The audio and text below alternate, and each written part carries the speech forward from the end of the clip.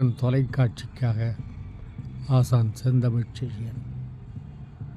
கலைஞர் நூற்றாண்டு கொண்டாடப்படுகிறது. அவர் ஆயிரம் ஆண்டுகளையும் கடந்து நிலை நிற்கப் போகிற ஒரு ஒப்பற்ற மாபெரும் உலகத் தலைவர்.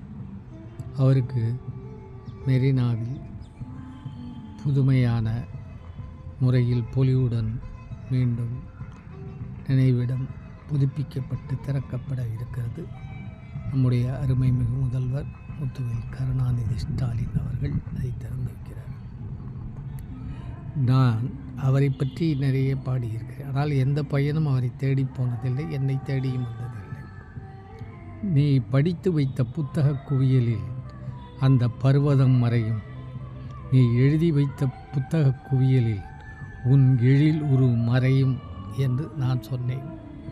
இதற்கு முன் எனக்கு முன்பு நண்பராக இருக்கின்ற வைரமுத்து அவர்கள் தன்காலை சொறிவதற்கும் தலைவணங்கா தலைவன் நீ என்று அவருடைய தன்மானத்தின் எழுச்சியை பாடியிருக்கிறார். அதை பாடி முடித்த பிறகு தான் அவரோடு வந்து அவருடைய அறையை காட்ட அதில் நாங்கள் பேசி கொண்டிருந்தோம். அவரை நான் பாராட்டினேன்.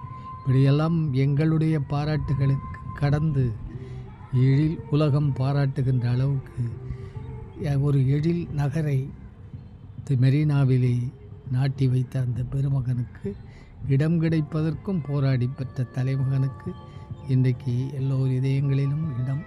அங்கும் அவருடைய படம், அவர் நினைவுகள், தேன் குடம். நன்றி, வணக்கம். உலகன் தொலைக்காட்சிக்காக ஆசான் செந்தமிழ்ச் செழியன்.